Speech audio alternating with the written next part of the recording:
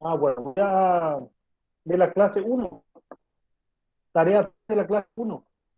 Sí, la tarea de la clase uno es el 3. La tarea 3 de la clase uno. Bueno, bueno, voy a anotar eso y voy a corregir. Tarea 3, clase uno, química, entonces. ¿Algo más, Clara?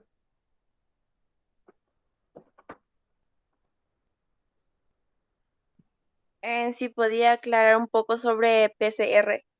Es que confunde Sí, mucho hoy, las técnicas.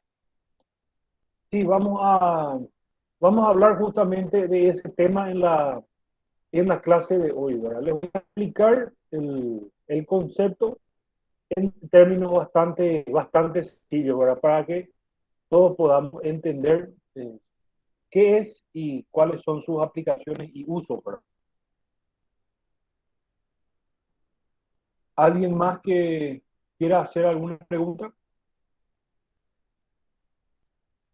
El micrófono está abierto. Si quieren escribir en el grupo de WhatsApp, perdón, acá en el chat del Meet, sin ningún problema. Pueden, si es que no quieren hablar, pueden escribir igualmente.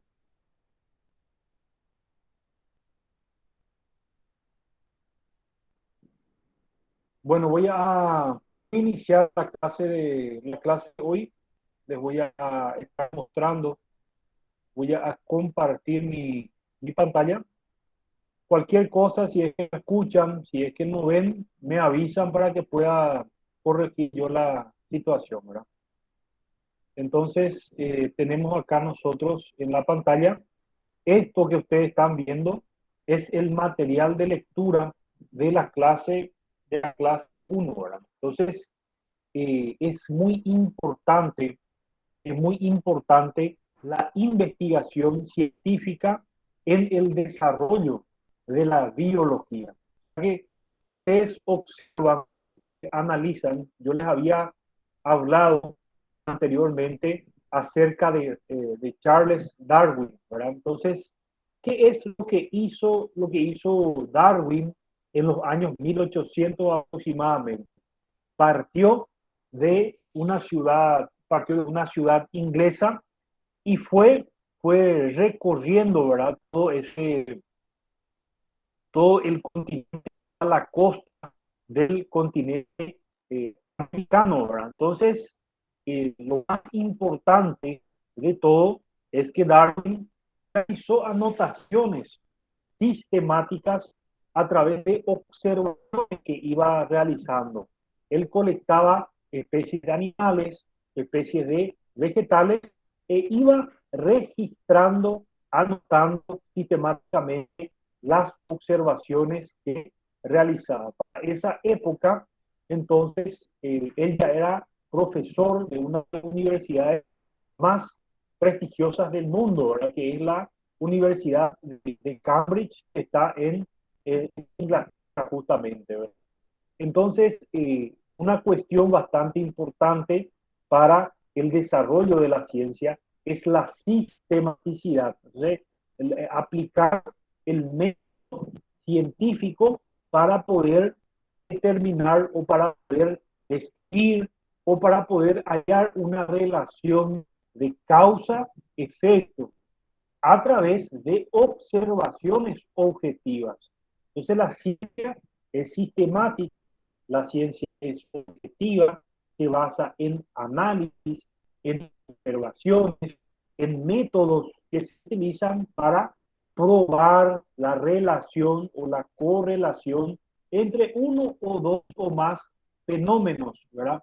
Entonces, de esa manera es muy importante el método científico o la aplicación del método científico para poder describir objetivamente la realidad, ¿verdad? Entonces, de esa manera se va estudiando o el hombre va estudiando los organismos vivos, los seres vivos y va descubriendo así como también sus propiedades. Entonces, la experimentación con estos seres vivos, entiéndase por experimentación eh, una actividad que se lleva a cabo en ambiente controlado. O sea, en un ambiente de laboratorio, donde yo voy analizando varios fenómenos, manteniendo constante, por ejemplo, por decirles, la temperatura, la humedad. Entonces, esas son variables que se mantienen constantes, de manera a que no influyen estas variables, o sea que la variable es una magnitud que varía, ¿verdad? Entonces, al mantener constante la temperatura y tenemos una temperatura y presión constante para experimentación, y la temperatura es 25 grados centígrados y la presión es de una atmósfera. O sea, al mantener constante ciertas condiciones, ciertas variables, que como en este ejemplo yo doy temperatura, la presión y cosas así, entonces está trabajando en un ambiente controlado, eso no puede influir en lo que nosotros estamos estudiando. Entonces, de esta manera, vamos nosotros desarrollando a través de observaciones y determinando la relación causa-efecto. Entonces, tal fármaco influye en tal o cual característica en los seres vivos. Entonces, de esa manera se controlan todas las condiciones de manera a que lo que influya en ese experimento sea solamente una variable independiente sobre las que llamamos las variables dependientes. Y ahí nosotros vamos a hablar cuestiones, o sea que cuáles son los límites que se tienen para poder realizar estas experimentaciones. O sea que cuando se entra, por ejemplo, a experimentar con seres vivos, ahí hay ciertas cuestiones o ciertos parámetros que hay que tener en cuenta, que no se puede hacer que un ser vivo esté sufriendo descaradamente. Entonces, hay ciertas normativas, ciertas reglas que entran desde el punto de vista ético, desde el punto de vista bioético. Entonces, por eso nosotros hablamos también de la ética en la investigación científica. No se puede realizar experimentación en humanos porque eso está totalmente prohibido. Como ustedes saben, normativas, leyes que impiden o que prohíben la experimentación en humanos. Entonces nosotros decimos, en el Paraguay, por ejemplo, entonces estas leyes, estas normativas prohíben la experimentación en humanos. Entonces vamos a, ¿qué es lo que hacen ciertos investigadores? Dotan un barco con todas las herramientas y los elementos para poder hacer estas experimentaciones y va a aguas internacionales, donde las leyes a nivel nacional o local no tienen influencia, no puede ser esa influencia. De esa manera, nosotros muchas veces se apela al carácter ético del investigador para que eso delimite también el actuar de la ciencia. Por eso nosotros la ética en la, eh, en la investigación científica que permite el conocimiento, el crecimiento, la evolución de la biología y también, por supuesto, de muchas otras ciencias. Pero, por supuesto, se estudia objetivamente la realidad a través del método científico. Claro, nosotros no podemos suponer, nosotros no podemos pensar, no podemos decir nomás que una cosa es de una u otra manera sin tener una evidencia clínica, o sea que no, una evidencia probada de que eso es de tal o cual manera. Y para que sea aceptado esa evidencia, tiene que ser analizado por expertos de la comunidad científica. para que puedan decir, sí, este experimento está correcto y estos resultados son correctos y esto es de esta manera. Entonces, por eso es muy importante analizar siempre objetivamente la realidad. ¿A partir de qué? A partir de información creíble, a partir de información fiable, verificable y confiable. Entonces, muchas veces nosotros observamos en Internet páginas que cualquier cosa, ¿verdad? Entonces, nosotros antes tenemos que ir formando ese criterio y ese criterio se forma con el correr del tiempo. Se va evolucionando y va mejorando la comprensión de las ciencias y de los fenómenos que ocurren en nuestro ámbito de actuación. De esa manera, entonces, tenemos el desarrollo de todas estas disciplinas a través de la investigación científica. Es el caso de la investigación clínica o la genética humana, áreas en las cuales hay restricciones universales. O sea que por eso no se puede hacer nomás una experimentación en humanos, una experimentación deliberada con seres vivos. Ciertas restricciones legales que impiden que se realicen cierto tipo de actividades en el mundo científico. Entonces ahí entra a tallar la ética y entra a tallar la bioética y también las normas y por supuesto las leyes a nivel local y a nivel internacional que protegen en cierta medida, entre comillas también, ¿verdad?, las formas de vida. La biología es una ciencia experimental aplicada, muy amplia y estudiada a los seres vivos en sus distintos aspectos, dice. Entonces, es experimental. ¿Por qué es experimental? Experimental.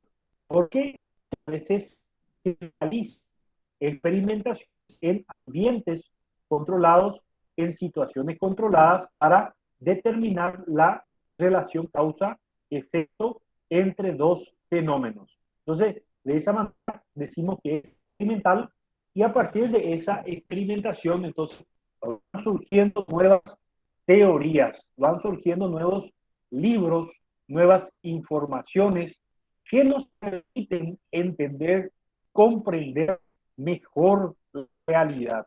De esa manera, entonces nosotros también la organización molecular. Los seres vivos están formados por ácidos nucleicos, están formados por proteínas, están formados por lípidos, entonces una serie de moléculas que conforman la estructura de los seres vivos. Y ahora yo les pasé la vez pasada, no sé si llegaron a ver un video acerca del calentamiento global, del cambio climático, donde explicaba que las actividades agrícolas, industriales, ganaderas, tienen un impacto en el calentamiento global, en la acidificación de los océanos. O sea, estamos produciendo gases de efecto invernadero que hacen que la luz solar quede, hablando mal y pronto, quede retenida en nuestra atmósfera. Entonces, esa radiación retenida hace que la temperatura a nivel global, eh, vaya aumentando. ¿Cuánto aumenta esa temperatura? Y en el correr de los años aumenta 1 grado, aumenta 1.5 grados, aumenta 0.5 grados. Entonces, ese aumento de temperatura de 1 grado, de 1.5, de 0.5, viene dada por la emisión de gases de efecto invernadero. Pero existe un punto donde ya no hay un retroceso, y ya donde ya no se van a poder revertir los efectos que tienen sobre nuestro medio ambiente. Por más de que nosotros vayamos y optemos por energía más renovable, más amigable con el medio ambiente, ya no se van a poder revertir los efectos causados en la actualidad. Estamos todavía a tiempo para poder evitar esa situación catastrófica. Y ustedes me dirán, pero profesor, ¿y cuál es el problema del aumento como 5 grados centígrados de la temperatura a nivel global? ¿Cuál es el problema que aumente 1 centígrado? No es mucho, van a decir, pero en realidad sí es mucho y sí tiene un impacto significativo. ¿Y dónde impacta ese aumento de la temperatura? Ese aumento de la temperatura impacta a nivel económico, social, a nivel sanitario. ¿Por qué impacta a nivel económico? Porque influye directamente en la cantidad de lluvia que nosotros tenemos o no tenemos. Entonces, al tener o no tener lluvia, entonces eso afecta a los agricultores que ya no pueden producir, entonces eso ocasiona grandes problemas económicos. Aparte que si se altera esos de lluvia, también impacta en el caudal de los ríos Paraguay y Paraná. Ese caudal de los ríos Paraguay y Paraná es muy importante para el transporte de muchos de nosotros, por ejemplo, combustible. Entonces, no poder transportar combustibles, todo eso es mucho más caro, ¿verdad? El combustible sube de precio y al subir de precio el combustible, ya suben los productos de la canasta básica. Entonces, sube el pan, sube la leche, sobre todo porque por supuesto los vehículos necesitan combustible para poder transportar, ¿verdad? Y aparte de eso, también nosotros tenemos, por ejemplo, pérdida de biodiversidad. O sea que nosotros tenemos grandes cultivos de...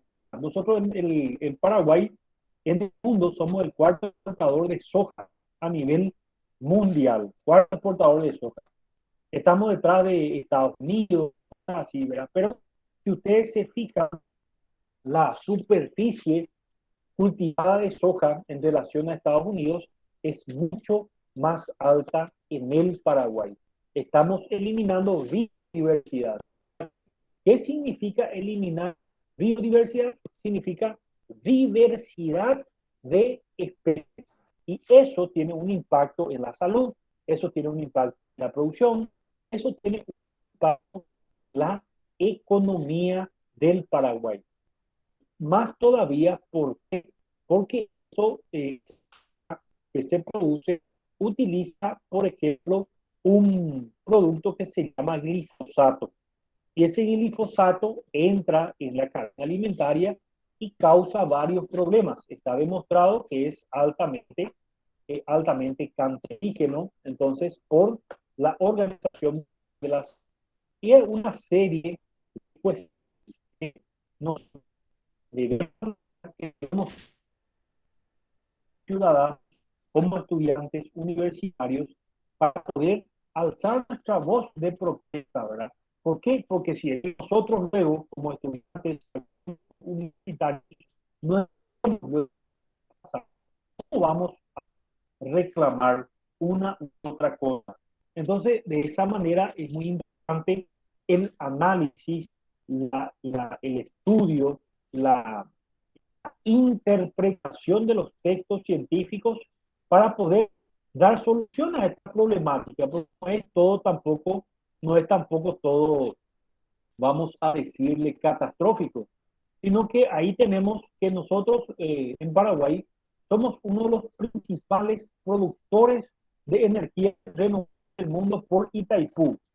Pero, ¿qué pasa? Nosotros no usamos o no nos beneficiamos del 100% de esa energía de Itaipú porque, entre comillas, cedemos esa energía a los brasileños. O sea que fue establecido hace 50 años atrás aproximadamente una tarifa, entonces, y el precio de, por supuesto, ustedes saben lo que valía 1.000 guaraní en épocas pasadas, actualmente, por supuesto, ya vale 50.000, vale 100.000 guaraníes, ¿verdad? Entonces, eso es muy importante entender que 50 años atrás, en forma eh, definitiva el precio de la energía eléctrica que se vende, entre comillas, que se cede, ¿verdad?, al Brasil a un precio establecido 50 años atrás. Entonces, por supuesto, en el mercado existía muchísimo más. Nosotros estamos haciendo una cantidad de plata que pueda ir a universidades, porque una plata totalmente conveniente al fin que actualmente ya no es el precio que realmente, con el cual realmente se comercializa la energía a nivel, como les voy a decir, a nivel internacional, ¿verdad? Entonces, esas son cuestiones relacionadas a la corrupción, entonces, que empobrece a nuestro país, empobrece a nuestro país. Pero no todo, como les digo, ahí tenemos energía renovable, por supuesto que no usamos, no nos beneficiamos tanto como deberíamos beneficiarnos de esa energía renovable eh, que nosotros producimos. O sea, que hay alternativas, por ejemplo, el caso de, por ejemplo, los vehículos eléctricos. Entonces, liberó las patentes para desarrollar estos vehículos eléctricos. Entonces, son avances importantes para la humanidad. ¿Y cuál va a ser la tendencia? La tendencia va a ser el cambio de los combustibles, de los vehículos con combustible que funcionan con petróleo, entonces a con eléctricos, ¿verdad? Entonces, a eso tiende actualmente el mundo, la economía, para reducir el impacto que tienen los combustibles fósiles sobre la atmósfera. Paraguay colabora mucho al calentamiento global, a la acidificación de los océanos. No, nuestro aporte es 0.1% del total. ¿Cuáles son los países que más aportan? Son Estados Unidos, Inglaterra, Canadá, China. Entonces, esos son los países, eso nomás luego, en Rusia, Canadá, China, Estados Unidos, ellos nomás luego están aportando casi el 30 o el 40 o el 60% luego de las emisiones de gases que producen efecto invernadero. Y Paraguay solamente está produciendo el 0.1% de todo total, ¿verdad? Entonces, pero sí estamos nosotros sufriendo y vamos a sufrir las consecuencias del cambio climático. Y de hecho que ya lo estamos sufriendo, ya lo estamos viviendo. Y ustedes, pero ¿cómo la gente puede saber lo que va a pasar en el futuro? Y porque ellos tienen computadoras con una capacidad impresionante donde insertan todas las variables y les dice exactamente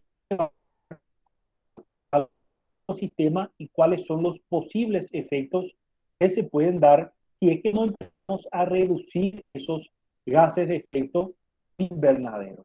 Entonces, de esa manera, una serie de consecuencias que nosotros ya estamos activos, estamos en conocimiento de situaciones que se pueden dar en el futuro. Los países actualmente, entonces, varios sistemas desarrollan leyes para que, por ejemplo, el Acuerdo de París, para poder adaptarse, para poder mitigar los efectos del cambio climático, y el Paraguay está trabajando también arduamente en este sector. Pero como ustedes saben, para poder ejecutar, desarrollar estos proyectos. También se necesita plata que nosotros en este momento, por la coyuntura desencadenada por la pandemia, entonces no tenemos tampoco demasiado capital disponible para invertir fuertemente en combate al calentamiento global, el cambio climático, ¿verdad? Entonces, una serie de situaciones bastantes que nosotros como estudiantes universitarios, como ingenieros, tenemos que pensar y tenemos que orientar y dirigir análisis hacia esas problemáticas con la finalidad de paliar ciertas situaciones, ¿verdad? Pero ¿qué es lo que pasa con el paraguayo? El paraguayo no conoce, el paraguayo no está enterado de todas estas cuestiones, pero sabe muchísimo más de fútbol que cualquier otra cosa. ¿Entienden? No, cuestiones que no apuntan a solucionar esta problemática o las diversas problemáticas que nos aquejan como país. Entonces, de esa manera es muy importante enfocarse en el análisis, identificar cuáles son los problemas y cómo nosotros podemos contribuir, combatir estos se van desarrollando. Entonces, como dije, existe una pérdida de biodiversidad, de diversidad de especies. Les hablé del monocultivo de soja transgénica. Somos el país que más produce en proporción al tamaño de su territorio, que más produce soja transgénica. De esa manera, entonces, vemos nosotros también que hablamos de las formas de reproducción, la transmisión hereditaria y evolución de la vida en el planeta Tierra. Cuando nosotros hablamos de evolución, no podemos dejar de mencionar a Charles Darwin, ¿verdad?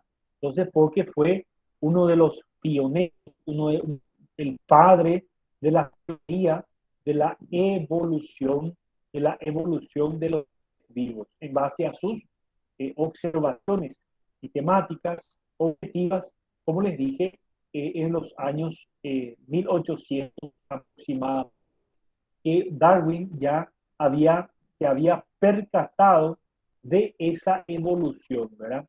Hoy en día, la evolución, entonces, uno de los aspectos constituye un área muy especializada de la biología. Sin embargo, la biología actual sigue siempre teniendo los mismos profundos objetivos de la biología de otros tiempos, que es llegar a comprender cuál es la naturaleza de la vida, cómo fue su origen y por qué mecanismo se rige. Vamos a hablar también nosotros, vamos a hablar de todo este origen de la vida tierra, ¿verdad? Entonces también vamos a hablar, pero eso lo vamos a abordar en clases futuras, ¿verdad? En cuanto a los avances, por ejemplo, de la ciencia en el siglo XX, vamos a hablar de Santiago Ramón y Cajal, que descubrió las neuronas, Alexander Fleming, que esto fue muy importante, que descubrió la penicilina, ¿verdad? A través de a través de una observación, ¿verdad? Eh, Prácticamente porque él estaba realizando cultivos con bacterias y él vio que en uno de los cultivos desarrollando, se fue desarrollando un inhibía eh, las bacterias, ¿verdad? ¿Y qué hizo Alexander? Estaba en plena época de la Segunda Guerra Mundial, bien, no por las balas, sino que por las infecciones que causaban las heridas que tenían. Entonces él viajó a Estados Unidos. Eh, eso, entonces se puso en su se puso el hongo en su chaqueta, ¿verdad? O sea, por toda su ropa y de esa manera pudo transportar hasta los Estados Unidos, donde él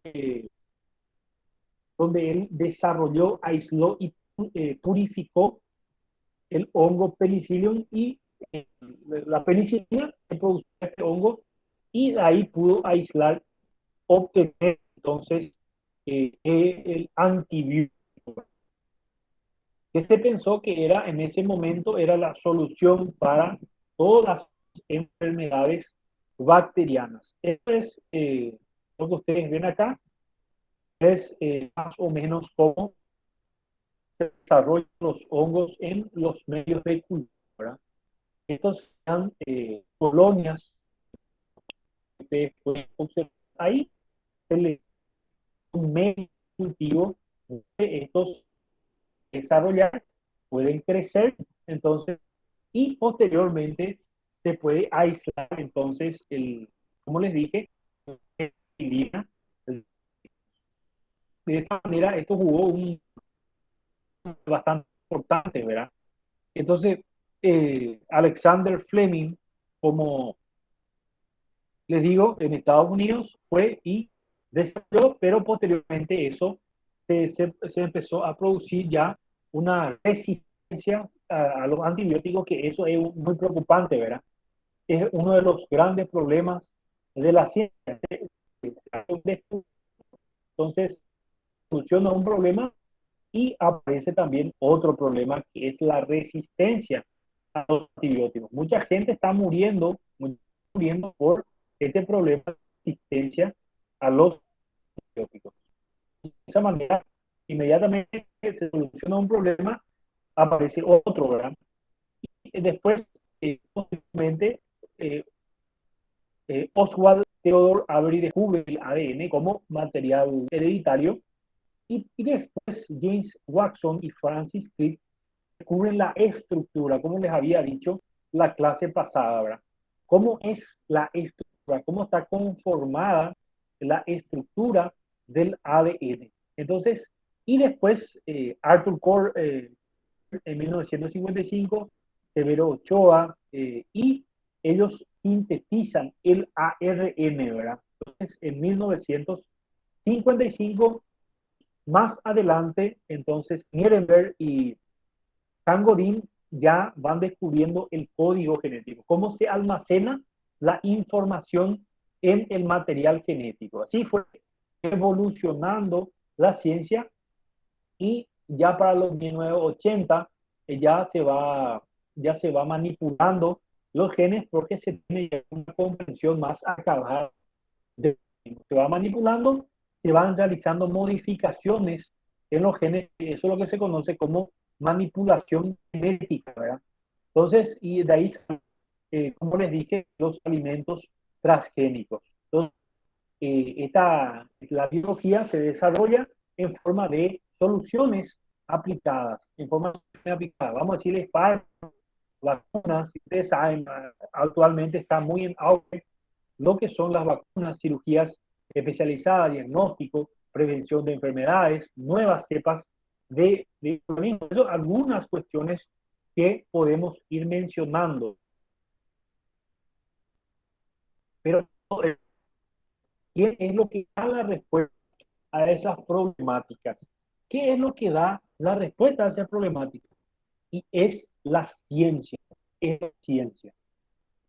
Era, por supuesto, nosotros sabemos que en el correr del tiempo hubieron varias plagas, varias pandemias que azotaron a la humanidad, pero gracias al desarrollo de vacunas se fueron solucionando, inclusive se fueron erradicando enfermedades, ¿verdad?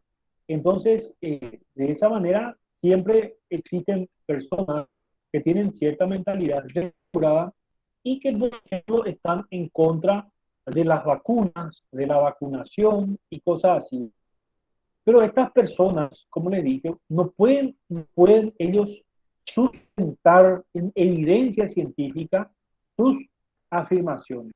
Entonces, solamente se basan en suposiciones, en creencias, en ideas, no sé, métodos probados, no te van a hacer referencia investigaciones científicas o a informaciones objetivas, información creíble, información a la comunidad científica. Fíjense, con la vacuna ellos automáticamente cambian de tema, o sea, que abordan otros y otros y otros temas y no abordan la cuestión que está debatiendo. Entonces, de esa manera, eso no es ciencia, eso es pseudociencia, pseudociencia, porque siempre el científico, el profesional, el ingeniero, tiene que basarse en evidencias y en información objetiva, creíble, verificable de lo que está diciendo. O si no, caemos en cualquier cosa, ¿verdad? No, caemos en cualquier. Entonces, y acá está lo que preguntó la cadena, la compañera, el PCR es la reacción en cadena de la polimerasa. Y la reacción en cadena de la polimerasa es una técnica que permite amplificar el ADN. ¿Y para qué se quiere amplificar el ADN? Y se amplifica generalmente para poder identificar, por ejemplo, supónganse se encuentra una muestra, por ejemplo, de cabello en una escena del crimen. Entonces eso se va aplicando en el laboratorio y se comparan la muestra de ADN con los sospechosos y es que existe una coincidencia con alguno de ellos, entonces se van ciertas cuestiones, ¿verdad? O también se puede utilizar para pruebas de paternidad, ¿verdad? Pero no es otra cosa que agarrar una pequeña fracción de ADN, amplificarlo, la cantidad, aumentar la cantidad por el método de la reacción en cadena de la polimerasa y comparar esa muestra con el ADN de otro individuo, de otro ser vivo, y de esa manera entonces se puede ya ir, como les voy a decir, identificando, determinando la relación que existe entre otras muestras. De esa manera, es difícil predecir el futuro de cualquier ciencia, pues dicho futuro está muy ligado al destino de la humanidad. La biotecnología agrícola ha logrado, por supuesto, cambios bastante importantes. Entonces, por ejemplo, se modifica el maíz para obtener un mayor volumen de alcohol a partir del mismo. Entonces, una serie de cosas que es muy importante. Por ejemplo, el desarrollo económico, social, sostenible del país está vinculado a la protección y uso de los recursos naturales. La ciencia y la tecnología está diseñada en relación a ese desarrollo y puede señalarse una marcada convergencia de objetivos económicos, sociales y ambientales. O sea que nuestra calidad de vida está directamente relacionada con la conservación y uso de nuestros recursos naturales, porque impactan directamente en la economía, impactan directamente en la economía, en la cantidad de plata que puede circular en nuestro país, influye la forma en que nosotros manejamos nuestros recursos naturales, que hagamos o qué debemos de hacer con esos recursos naturales. Este fue el científico Friedrich Nietzsche que aisló por primera vez el ADN. O sea que él no sabía en ese momento que se trataba de ADN solamente aisló y prácticamente determinó esto, la presencia de material X en ciertas muestras que él fue determinando. Y después Pous-Levene identificó que un nucleótido está formado por una base nitrogenada, que después está formado por azúcar fosfato, y después también estas bases nitrogenadas contenían citosina, timina, adenina, guanina. Entonces, de esa manera, este patrón de difracción de rayos X, entonces fue determinando que el ADN, ellos no sabían en ese momento cómo era la estructura, pero después con análisis de difracción de rayos X fueron determinando su disposición. Entonces, realizaron experimentaciones y fueron determinando sus características, sus caracteres o los caracteres hereditarios que tienen este material genético. Entonces, de manera evolucionando, se fueron asociando las relaciones que existían entre una y otra base nitrogenada. Entonces, Frank, que fue una ardua colaboradora en el descubrimiento de la estructura del ADN, una señora, una mujer, que muchas veces no se le, no, ciertamente se dio el crédito, más bien se le dio el crédito de, de, descubrir esa estructura del ADN a Watson y Francis Crick. Entonces, ¿cómo está conformada espacialmente esta estructura del ADN? Entonces, fueron descubriendo, fueron determinando con mucha precisión, ¿verdad? Y un aparato que se utiliza muchas veces para poder analizar los objetos microscópicos es el microscopio, ¿verdad? El microscopio. Y este microscopio juega o jugó un papel demasiado importante en el desarrollo de la ciencia para estudiar los objetos y los seres microscópicos.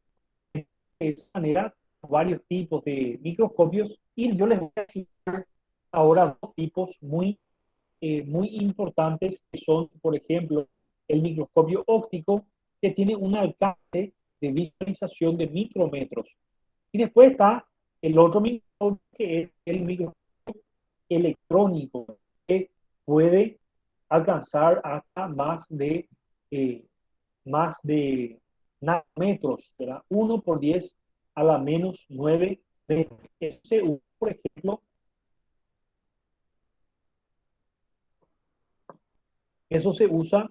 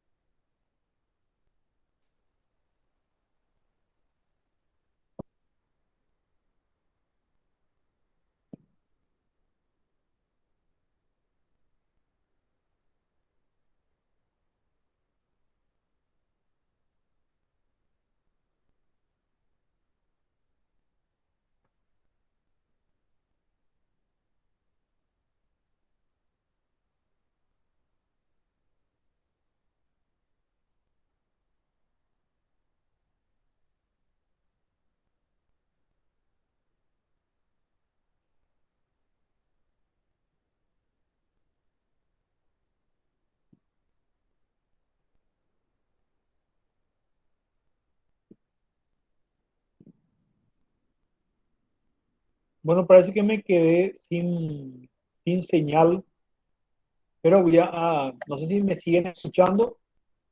Se trabó, profesor, el audio. Ahora recién yo te escucho. Pero ahora me escucho. Sí, perfecto. Sí. Bueno, entonces, de esa manera, como les venía diciendo, existen varios tipos de microscopios, pero les voy a diferenciar dos que son, por ejemplo, el microscopio electrónico y el otro es el microscopio óptico. El microscopio electrónico tiene más capacidad y el microscopio óptico tiene menos capacidad, ¿verdad?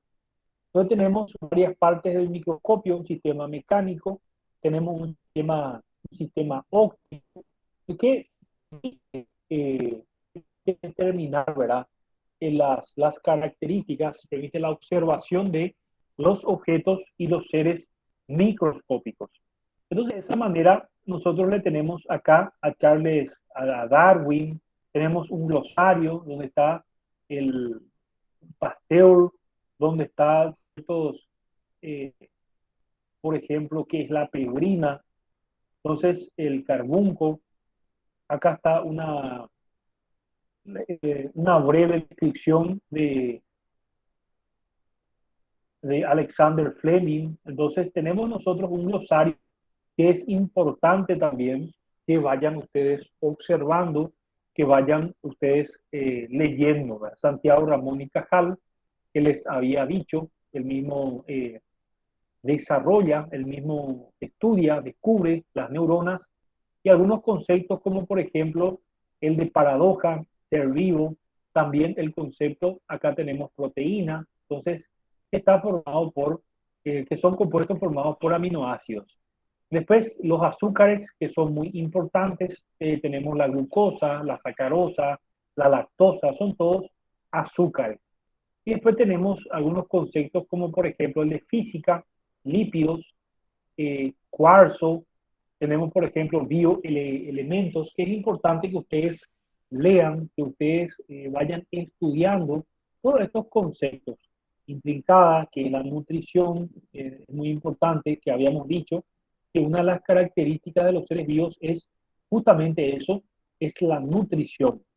Biomoléculas, entonces, que están formadas por estos compuestos que ustedes ven acá, estos elementos, carbono, hidrógeno, oxígeno, nitrógeno, fósforo, azufre, que es un estímulo, que es la reproducción. Es muy importante entender conceptualmente, conceptualmente. Muchas veces nosotros pensamos que sabemos algo, pero en realidad no entendemos claramente el concepto, ¿verdad? Por ejemplo, yo les digo, le pregunto a los alumnos algunas veces, ¿qué es la fermentación? Y todo el mundo levanta la mano y me dice que, por ejemplo, la fermentación es cuando se pudre. En cierta medida eso no es correcto, ¿verdad? Porque hay que entender el concepto, ¿verdad? Como un proceso catabólico, oxidativo, incompleto, desarrollado o llevado a cabo por microorganismos. Entonces es diferente lo que nosotros pensamos que es y lo que en realidad es, ¿verdad? Entonces, por eso es importante manejar los conceptos, ¿verdad? Manejar los conceptos. ¿Qué es exactamente y realmente lo que significa una y otra cosa, ¿verdad? Los organismos pluricelulares o multicelulares, aquellos que están formados por varias células, aparatos, virus. Reitero nuevamente que los virus no son considerados como seres vivos. ¿Qué es un sistema? Yo les apuesto que si yo les pregunto a ustedes qué es un sistema, todos van a pensar que saben qué es un sistema, pero conceptualmente es más complicado, entonces eso hay que entender bien, ¿verdad? Entonces acá es muy también un concepto de investigación, ¿verdad? ¿Qué es la investigación científica, ¿verdad?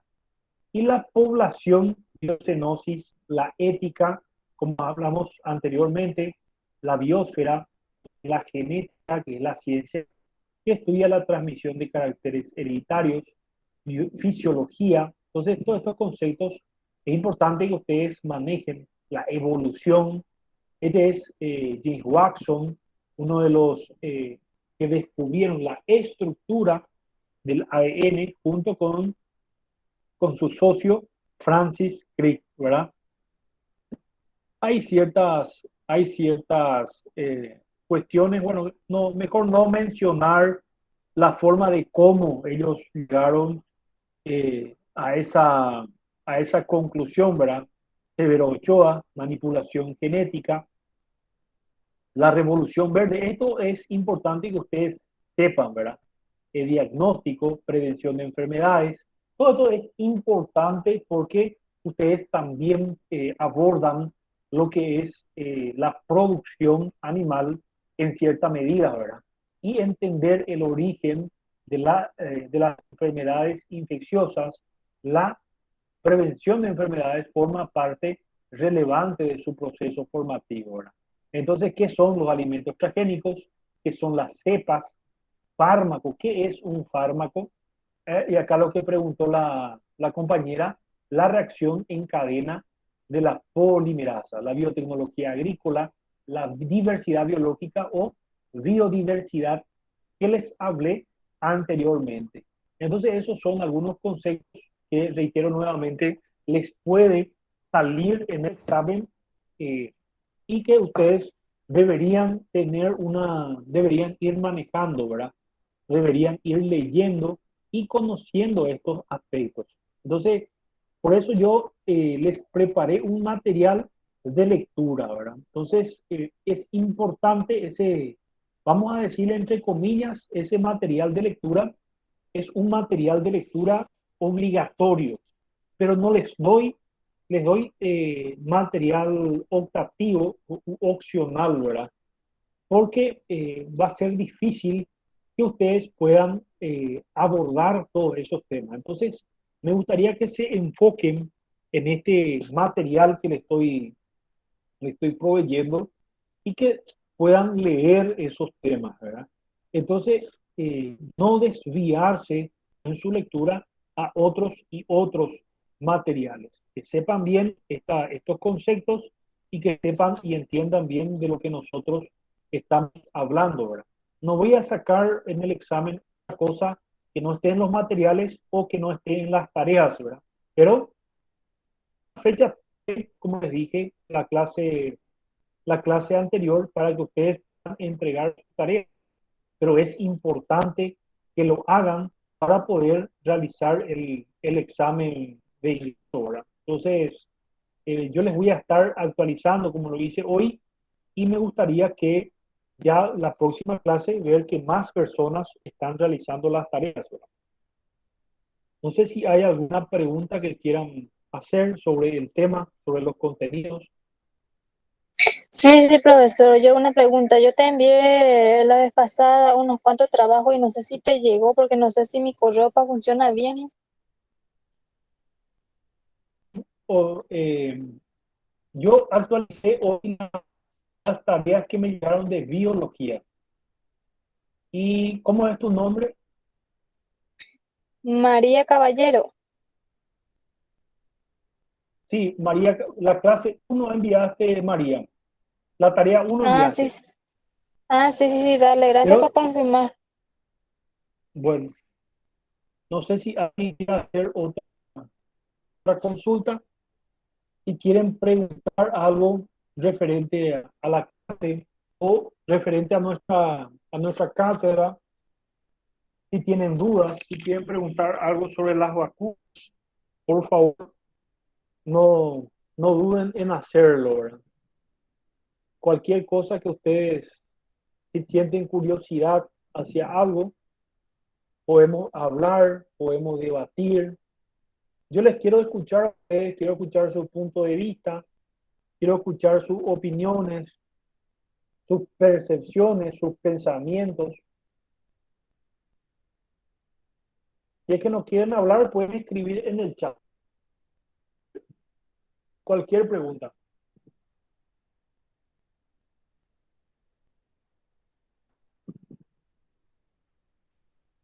Y profesor, ¿los trabajos que se realizan tienen más o menos algo de punto? Eh, el examen final es de 100 puntos. Los trabajos, las tareas que realizan no tienen puntos. Ustedes lo hacen para poder rendir su examen final, ¿verdad? O sea, porque, reitero, el examen se va a realizar en base al material de lectura y las tareas que les dejé a ustedes, ¿verdad? Reitero, no tiene puntos o no vale puntos.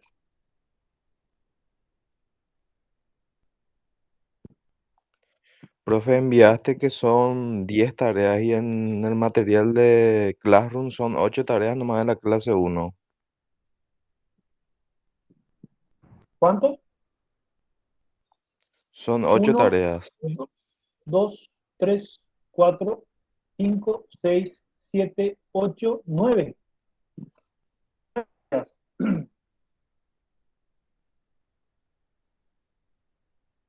Voy a proyectar acá en el Classroom para que podamos contar.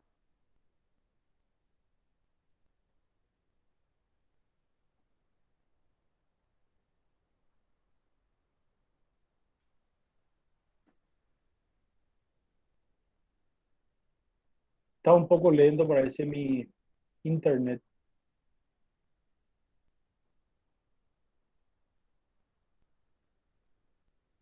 Este es acá está la clase 1.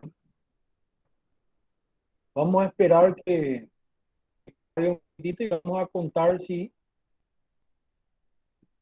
está correcta la cantidad de tareas. Yo envié 9 tareas y acá hay 1, 2, 3, 4, 5, 6 y 7. 1, 2, 3, 4, 5, 6, 7. Y acá envié un poco más. 1, 2, 3, 4, 5, 6, 7. Entonces ya le agregué más. Son en total, entonces, 7 tareas. Todo lo que figuran acá en el Classroom. 1, 2, 3, 4, 5, 6 y 7.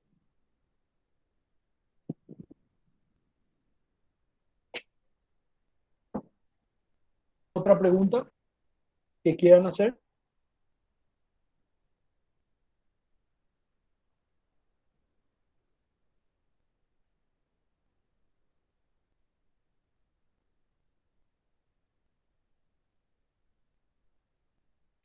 Sí, sí, sí. Una pregunta, profesor. ¿Se puede de la lectura entre sacar todo lo importante, verdad? Sí, claro. No, vos podés,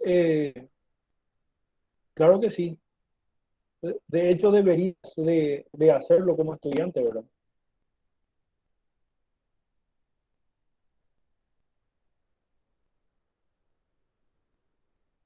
No sé si alguien tiene alguna otra pregunta.